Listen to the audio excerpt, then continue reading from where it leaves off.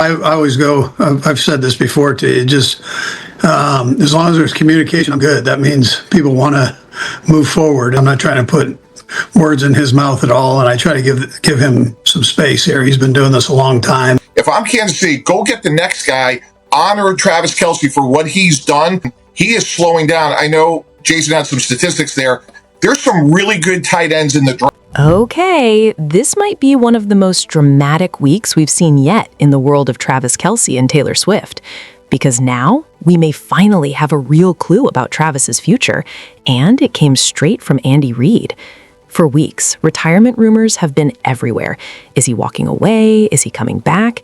Is this the end of an era in Kansas City? Let's break it down. Travis's contract is set to expire in March. The Kansas City Chiefs just finished a shocking 6-11 season, missing the playoffs for the first time since 2014. To make things even more uncertain, Patrick Mahomes is currently rehabbing serious knee injuries, a torn ACL and LCL, leaving major questions about the team's immediate future. And Travis himself didn't exactly calm the speculation. At the end of the season, he admitted he was still searching for answers and needed to make the right decision for himself. Not exactly a firm, "I'm coming back," which is why Andy Reid's recent comments feel like such a big deal.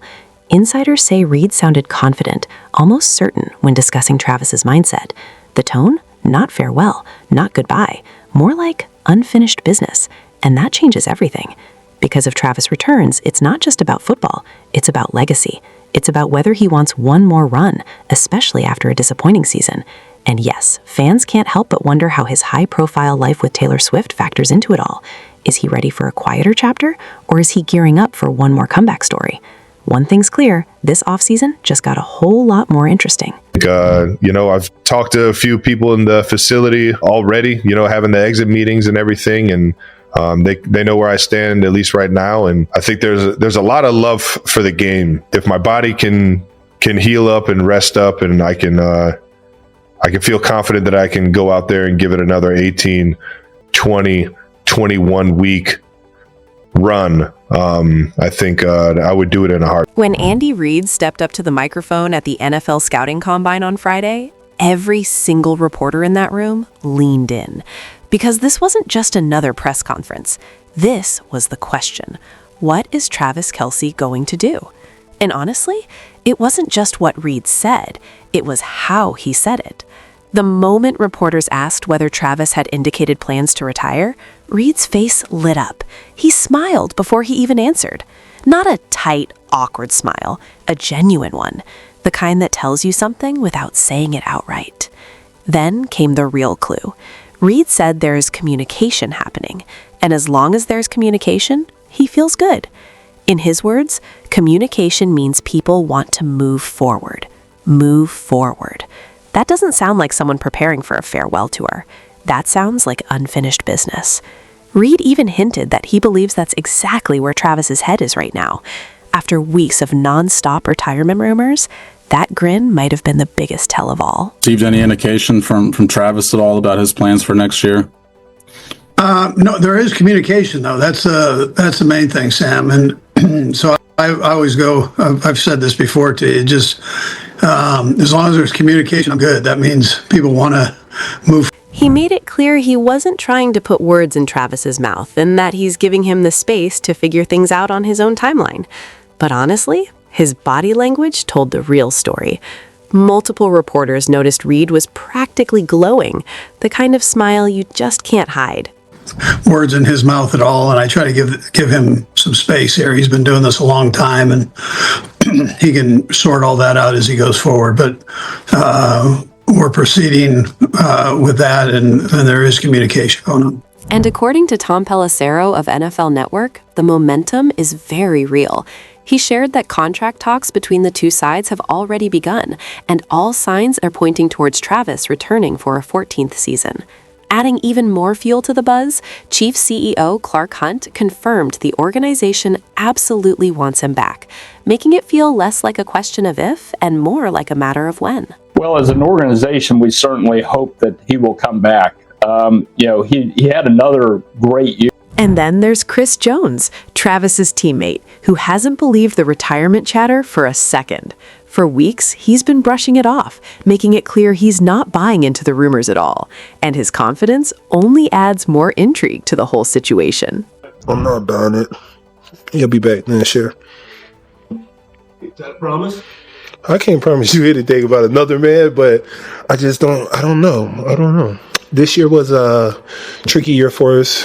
I got faith my dog coming back. Now here's where it really starts to sizzle, because not everyone is on board with Travis coming back.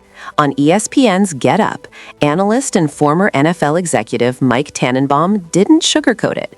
He said flat out that if he were running the Chiefs, he wouldn't bring Kelce back. His reasoning?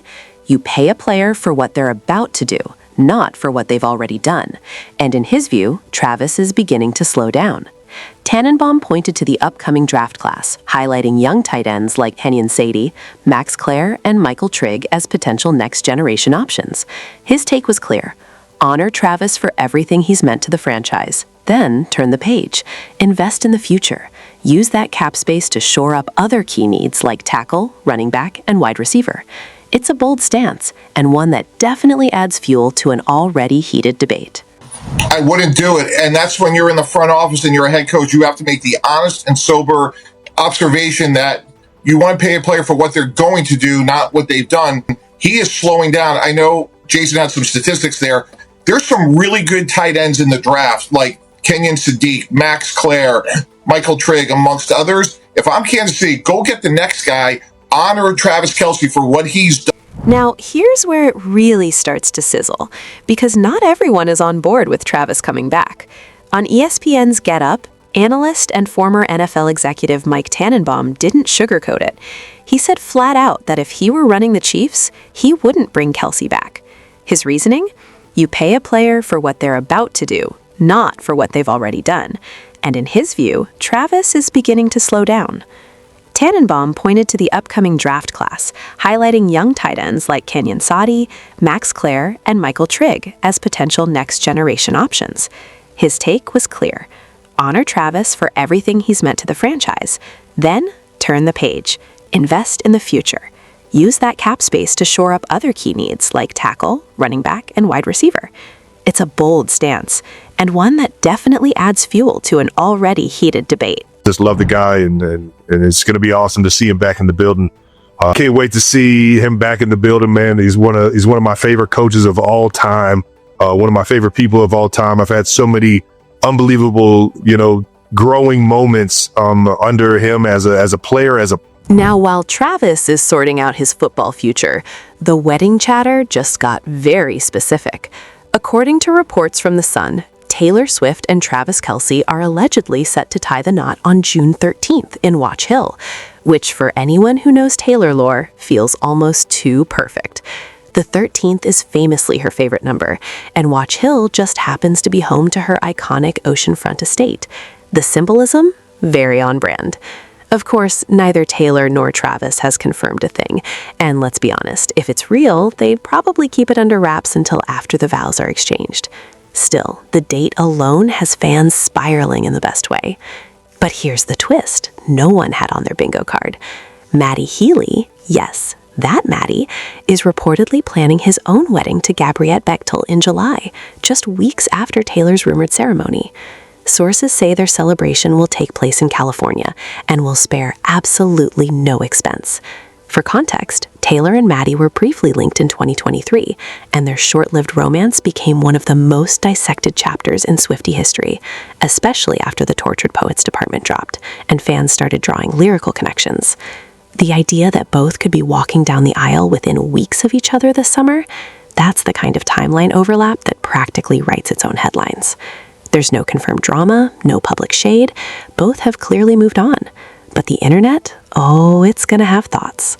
Meanwhile, in the middle of wedding rumors and retirement speculation, Travis has picked up an unexpected legal subplot.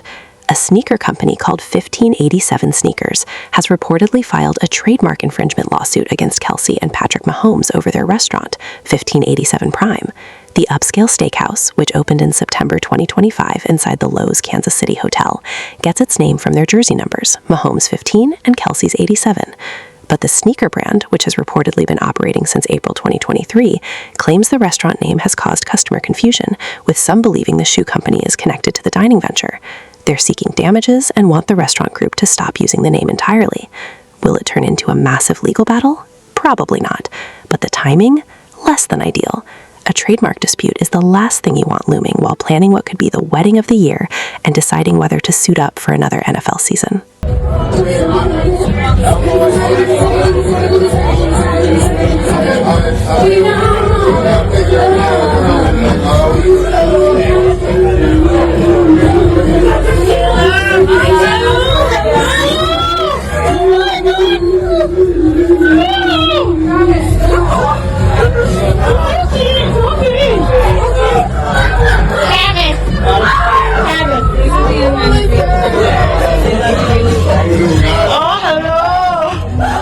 And finally, the headline that sent every 90s and 2000s kid into full nostalgia mode this week: Taylor Swift is reportedly set to appear in the Hannah Montana 20th anniversary special alongside Miley Cyrus. According to insiders, Taylor would perform the two songs she originally contributed to the show, You'll Always Find Your Way Back Home and Crazier, during the special, reportedly titled Hannah Montana One Night Only, which is set to be scheduled for March 24th. Now, deep breath, this has not been confirmed by Disney, Miley, or Taylor. So yes, take it with a healthy dose of cautious optimism. But that didn't stop social media from absolutely erupting. One fan said they'd cried the second they heard Crazier. Another flat out begged for it to be real. And honestly, the emotional reaction tracks. Taylor wrote those songs as a teenager, before the stadium tours, before the billion-dollar empire, before the Eras era, before Travis. The idea of her returning to perform them alongside Miley, who's had one of the most dramatic and fascinating evolutions in pop culture, feels like the ultimate full-circle moment. The nostalgia alone would break the internet. Reports say Disney wants to make this anniversary special the event of the year. And if Taylor actually walks onto that stage, mission accomplished. So let's recap this whirlwind. Travis is trending toward returning to the Chiefs. The wedding is reportedly June 13th in Watch Hill. Maddie Healy could be getting married just weeks later. The steakhouse is facing a trademark lawsuit over 1587. Taylor might be singing Crazier in 2026. And Chris Jones isn't here for the retirement talk. Just another completely normal week in the Taylor and Travis cinematic universe. That's it for now. See you next time.